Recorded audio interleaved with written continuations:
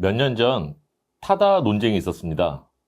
모빌리티에 혁신을 도입한다고 도입된 타다를 가지고 기존 택시업계에서 엄청난 반발이 있었고, 또 이게 혁신 서비스인데 왜 방해하느냐, 막느냐, 혁신을 지식시키는 것이다, 이런 반대 논리도 치열하게 붙었습니다. 그래서 결국은 소송까지 갔고, 소송을 통해서 타다 사업자 측은 무죄를 받았지만 법 개정을 통해서 이 타다 서비스는 사실상 금지되는 이런 결과를 낳았는데요. 이렇게 신기술이 도입되면서 여러 가지 우리 경제 분야에 많은 갈등을 야기하기도 합니다. 특히 요즘에 관심을 많이 끌고 있는 것이 전문직 서비스 분야, 법률이라든지 의료라든지 하는 부분에 있어서도 논란이 많습니다. 특히 이제 오늘 하려고 하는 것은 로톡을 중심으로 해서 법률 서비스 시장에 새로운 신기술로 무장한 플랫폼 사업자가 등장하는 것이 바람직한 것이냐, 이 논란이 있어서 오늘은 이 분야 전문가인 박민수 교수님을 모시고 이 분야에 대해서 얘기를 좀 해보려고 합니다. 경제 아는 형님, 오늘은 박민수 교수님, 그리고 늘 같이 해주시는 우석진 교수님 두 분과 함께 하겠습니다. 먼저 박 교수님 인사하시죠. 네, 안녕하세요. 성균관대학교 경제학과 박민수입니다. 네, 안녕하세요. 영혼의 경제학자 우석진입니다. 먼저 우리 박 교수님, 전공이 산업조직론이라고 보통 하는 경제학 분야인데요. 이 산업조직론이 좀 어떤 건지, 그리고 이게 우리 오늘 논의가 되고 있는 이런 플랫폼, 이런 거하고 또 어떤 관계가 있는 건지 간략하게 좀 소개를 좀 해주시죠. 네, 산업조직론은 이름만 보면은 뭔가 조직에 관련된 연구를 하는 거라고 생각할 수 있는데, 좀 더 쉽게 얘기하면은 산업 구조를 연구하는 거고요. 산업 내에서 기업 간의 경쟁, 기업 전략, 그리고 뭐 많이 아시는 공정거래, 뭐 이런 거 연구하는 분야입니다. 보통 우리가 생각하는 이제 공정거래라고 하면 경제학자들이 한다기보다는 법률가들이, 뭐 공정거래 법도 있고 뭐 경쟁법이라고 하는 약간 법률가들의 영역이다라고 주로 생각을 하죠. 그런데 경제학자가 특별히 기여하거나 혹은 뭐 관심을 갖는 이유랄까, 뭐 이런 게 좀 있을까요? 경제학에서도 기업 간의 경쟁을 다루는 것을 굉장히 중요하게 생각하거든요. 그러니까 결국은 공정거래라고 하는 것이 기업 간의 공정한 경쟁을 못하게 하는 그런 행위들을 규제하는 그런 정책이기 때문에 경제학자들이 연구할 분야가 많고요. 그다음에 경제학에서 이제 제일 중요하게 생각하는 게 소비자 후생인데, 기업이 경쟁을 제대로 못하면 이제 소비자 후생이 감소하는 거기 때문에 경제학자들도 굉장히 관심을 갖고 지켜보는, 그리고 연구하는 그런 분야인 거죠. 보통 이제 아이오 하시는 분들이 보통 이론을 많이 하시는데, 어떻게 교수님은 어떠세요? 옛날에는 이제 이론을 거의 대부분 하셨죠. 산업조직론 하시는 분들이. 근데 2000년대 들어오면서 이론이 이제 더 이상 별로, 사실 제가 생각할 때는 발전은 이미 많이 했기 때문에 안다긴다 하는 이제 미시경제학 하는 분들이 많이 연구를 했고, 그래서 이제 연구할 분야가 조금 준데 반해서 이제 데이터를 가지고 하는 실증 분석 방법론이 엄청 발전을 하기 시작했어요. 90년대 말부터. 그러면서 이제 2000년대부터는 실증 연구를 하는 산업조직론 분야에서도 그런 분들이 많이 늘어났고, 최근에는 뭐 산업조직론 한다 하면은 오히려 실증하는 분들이 더 많아요. 원래 이제 엠피리카 아이오가 기업 데이터를 뭐 기본적으로 써야 되는데, 보통 퍼블릭 데이터는 이제 서베이로 보통 데이터가 많이 나오는데, 기업 데이터는 보통 다 기업 그 비밀이 많기 때문에 데이터가 많이 안 나와서 사실은 연구가 굉장히 어려운데, 되게 뭐 한국에서는 뭐 사정은 어떻습니까? 좀 데이터들이 예전에 비해서는 훨씬 많아졌고요.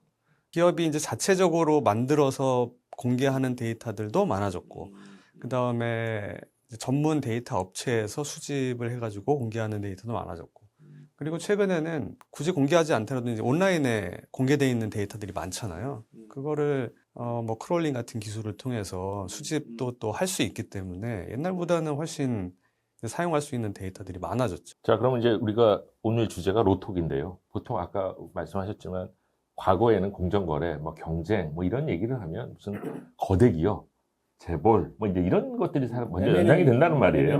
근데 뭐 사실은 그런 것과 좀 무관해 보이는 변호사들, 혹은 뭐 변호사 단체, 또 그거를 소개해 주려고 하는 어떤 업체 뭐 이런 것 같은데 먼저 로톡이 뭔지 이게 왜 문제가 되는지 한번 얘기를 좀 해주시죠.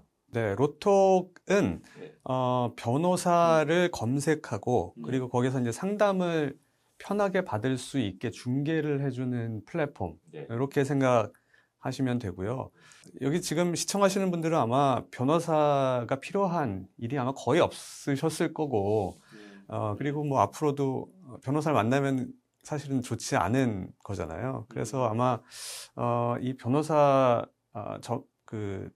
소개하는 플랫폼에 대해서 이름만 들어봤지만 잘 모르실 텐데 그래서 제가 소개를 하려고 이제 몇 개 장표를 가져왔는데요. 이제 로톡은 이런 겁니다. 지금은 이제 그 UI가 좀 바뀌긴 했는데 일단 들어가면은 자기가 그 변호사가 필요한 내가 상황에 처했다 하면은 변호사를 찾아야 되는데 로톡에 들어가면 이렇게 분류가 돼 있습니다. 뭐 성범죄, 재산범죄, 교통사고 뭐 등등 해서 사건별로 이렇게 분류가 돼 있고요. 그 다음에 변호사를 지역별로도 찾을 수 있어요. 요 밑에 보시면은 뭐 그림은 잘렸지만 뭐 서울, 제주, 뭐 자기 지역에서 변호사를 찾을 수 있고 그래서 요 뭐 지역으로 들어가거나 분야별로 이제 들어가면 그러면은 뭐 이런 화면이 나옵니다. 그래서 뭐 변호사들 이제 목록이 쭉 나오고요. 아까 그 첫 번째 그림에서 메뉴 보니까 첫 번째 메뉴가 성범죄네요. 아마 제일 많이 찾는 순서대로 아마 나열을 했을 텐데 뭔가 좀 우리 그 소비자들이 보통 제일 먼저 급하게 찾는 범죄를 아마 했을 것 같은데 1번 성범죄고 2번이 재산범죄네요. 재산범죄, 사기 예. 뭐 이런 거죠. 예. 저 저기서 저도 하나 말씀드리면 보통 이제 이게 뭐 전문직이긴 하지만 통상 뭐 구인구직 관련된 그 매칭 서비스에서는 시급, 급여 뭐 이런 게 사실 상당히 중요한 정보예요. 여기는 뭐 그렇게 시간당 얼마 그런 검색은 단가 이런 거는 따로 없나요? 그거는 이제 요 안에 들어가서 변호사를 이제 찾으면은 그러면은 정보가 나옵니다. 그래서 예를 들면 교통사고 이렇게 들어갔다. 그러면은 변호사 리스트들이 쭉 나오고요. 이 변호사 리스트에는 이제 간단한 변호사에 대한 정보를 보여줍니다. 그래서 뭐 어떤 법률사무소에 있고 그 다음에 뭐 상담이 가능한지 여부, 그 다음에 여기 보시면은 뭐 그림에 아주 작게 표시가 돼 있긴 하지만 여기 상담을 할 때 뭐 10분당 얼마, 30분당 얼마 이렇게 써 있고요. 글씨가 굉장히 든든한 가족처럼 함께 하겠습니다. 이게 좀, 예. 그래서 이제 여기서 쭉 이제 보고 변호사를 찾아서 클릭해서 들어가면 이런 조금 더 이제 상세한 정보들이 나오고요. 그래서 변호사 사진도 나오고 그 다음에 뭐 경력이 어떻게 되는지, 뭐 학력 어떻게 되는지, 그 다음에 여기 오른쪽 하단에 보시면은 상담료가 얼마인지, 수임료는 안 나오고, 수임료는 일단 이제 상담을 하고 나서, 사건의 난이도라든가 뭐 이런 거에 따라서. 하지만 이제 뭐 한 30분이나 뭐 10분 상담해보고 수임료 같은 거 물어볼 수 있죠. 이제 얼마 정도냐. 그러니까 요 내용들이 되게 중요할 것 같은데, 소비자 입장에서. 그러면은 요거 내용의 진실성은 여기서 뭐 검증하겠죠? 로톡 측에서. 아니면 그냥 변호사가 그냥 거짓말을 올릴 수도 있잖아요. 내가 뭐. 네, 요거는 지금 변호사 협회에 그 법조인 대관이라고 하는데 들어가면 사실 저런 기본 정보들은 다 있거든요. 그래서 뭐 경력, 학력 이런 거는 속일 수가 없고. 예컨대 나 무슨 소송 경험이 있다 이런 것들은 얼마든지 부풀려가지고 내가 그 새끼 변호사였는데 내가 대장했다 뭐 이럴 수도 있는 거고. 그럴 수는 있죠. 그런 거 이제 진실성은 그것까지는 아마 스크리닝을 뭐 플랫폼에서 안 하는 하기엔 좀 것 어려울 것 같아요. 그건. 그죠? 네. 근데 그 왼쪽 상단에 보시면 제가 이제 나중에도 말씀드리겠지만 제가 생각하기에는 좀 소비자들한테 좀 도움이 된다고 생각하는 게 여기 보면 이제 변호사 정보도 있지만 법률 사례, 의뢰인 후기 뭐 이런 게 있거든요. 특히 이제 의뢰인 후기 들어가면은 리뷰가 있는 거구나. 리뷰가 있습니다. 리뷰가 그러니까 뭐 맛집 평가 댓글 나는 거랑 비슷한 것들이 있는 거네요. 옛날에는 뭐 별점도 있었다고 하는데 그건 없앴고요. 그다음에 이제 법률 사례는 뭐냐면 이 변호사가 무료로 이 Q&A 같은 거에 답변한 뭐 그런 거 있습니다. 그래서 Q&A 답변 같은 거 하는 걸 보고 이 변호사 지식이 있구나. 약간 지식인 같은 거네요. 그래서 저희가 이제 뭐 로톡에 대해서 뭐 이제 어떤 서비스를 제공하고 뭐 이제 어떻게 구성되어 있는지 이런 것들을 좀 한번 봤는데 뭐 얼핏 보면은 근데 통상적으로 우리가 생각하는 뭐 정보 전달, 뭐 소비자와 공급자 사이의 매칭, 뭐 이런 걸로 큰 문제는 없어 보이는데 이게 왜 이렇게 또 심각한 문제가 사회 문제처럼 된 건지. 뭐 문제가 된 거는 일단 그 아까 이제 초반에 타다 말씀도 네. 하셨는데 플랫폼들이 이제 예전에 이제 오프라인으로 거래가 되던 영역들이 이제 플랫폼들이 뭐 많이 나오고 있잖아요. 네, 플랫폼들이 많이 나오면서 기존에 뭐 좀 전문성을 가지고 있었던 그리고 플랫폼에서 뭐 일종의 이제 기득권을 가지고 있었던 그런 집단에서 반발이 일어납니다. 그게 이제 플랫폼이 들어오면서 일부 그 전문가나 그 집단 중에 일부는 자기의 수익이 이제 줄어들 거라고 이제 우려를 했기 때문에 반대를 했던 거죠. 그래서 뭐 타다 같은 경우는 택시기사분들이 반대를 했고, 로톡 같은 경우에도 플랫폼이 들어오면서 이 기존에 이제 변호사 협회를 중심으로 해서 변호사분들이 굉장히 반발을 많이 한 거죠. 그래서 로톡이라고 하는 플랫폼이 자기 직역에 뭔가 밥그릇을 뺏어가고 줄이는 것이 아니냐 하는 그런 우려를 가진 이제 변호사분들이 계셨던 것 같아요.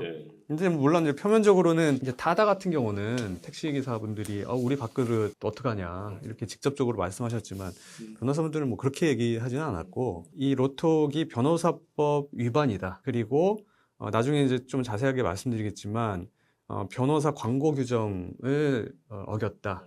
이런 이제 이슈로 로톡에 대해서는 문제 제기를 했고, 그래서 이게 이제 뭐 검찰, 경찰, 법무부, 뭐 헌재, 뭐 각종 이제 사법기관에서 다툼이 있었던 거죠. 법률 아시는 분들이라서 그런지 또 법률적으로 막 싸움이 벌어지겠네요. 근데 타다는 이제 택시 면허를 갖고 있는 사람들이 이제 면허를 갖지 않는 사람들이 이제 시장에 진입을 하기 때문에 생기는 이제 그런 면허 가진 사람들이 이제 반발을 하는 거고.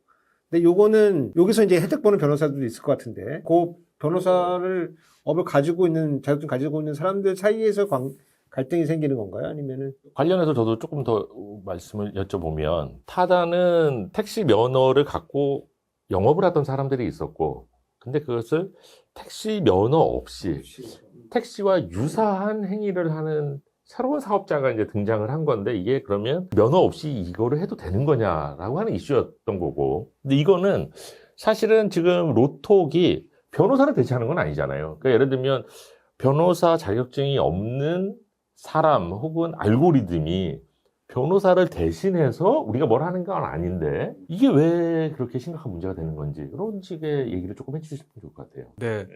아까 제가 이제 변협에서 두 가지 이제 법적 이슈를 문제 삼았다 말씀드렸는데, 한 가지는 변호사 법에 따르면은 그 변호사가 자기의 서비스는 광고할 수 있지만 남을 대신해서 변호사를 광고해 줄 수는 없거든요. 한때 이 사무장 변호사, 변호사 사무장을 통해서 이제 영업하는 거에 대한 일종의 브로커, 법률 브로커 문제점이 한참 이제 문제됐을 때가 있었어요. 그러니까 그렇죠.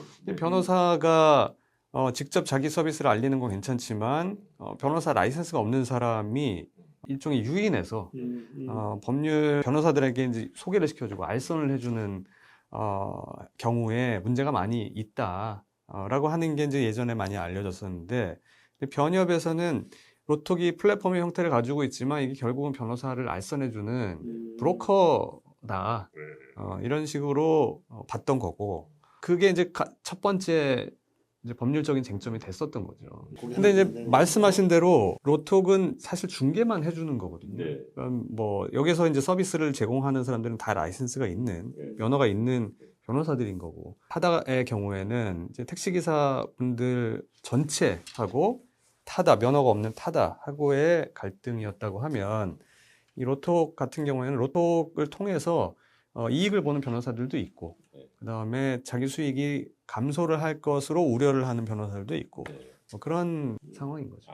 그러니까 이제 그 택시 얘기로 다시 비유를 조금 해보면은 개인 택시 뭐 협회가 있다고 치면 그 협회가 카카오 택시를 지금 너가 왜 지금 알선하고 있느냐 이러면서 지금 시비를 걸고 있는 그런 셈인 거죠. 비유를 하자면 이제 카카오 가맹 택시는 좋고, 예를 들면 가맹하지 않은 택시는 안 좋고, 예를 들면 그런 이제 택시 내에서도 이해관계가 엇갈리는. 뭐 꼭 우리가 그렇게 이게 선을 긋기는 좀 어렵지만 그냥 교수님 말씀을 들어보면 법률 서비스를 제공하는 분들, 그러니까 변호사들 내에서의 갈등이라고 한다면 로톡을 지지하는 거는 상대적으로 시장에 갓 진입한 주니어 변호사들, 그다음에 저거를 경력이 조금 반대하는 거는 대형 로펌, 그다음에 경력이 오래된 경력 변호사들, 약간 뭐 이런 식의 갈등 구조라고 볼 수 있을까요? 그렇죠, 그렇죠. 네. 예, 그렇고, 물론 이제 대형 로펌은 일반 소비자들은 잘 상대 안 하고, 기업을 상대하고,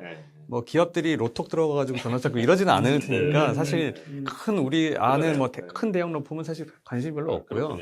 그렇지만 예를 들면 이제 전관 변호사, 그러니까 전관의 타이틀을 가지고 가만히 있어도 이제 막 사람들이 오는 그런 변호사들. 그다음에 이미 변호사 생활을 오래 해서 이 업계에서 좀 이름이 알려져 있는 그런 변호사분들은 좀 불편하시겠죠.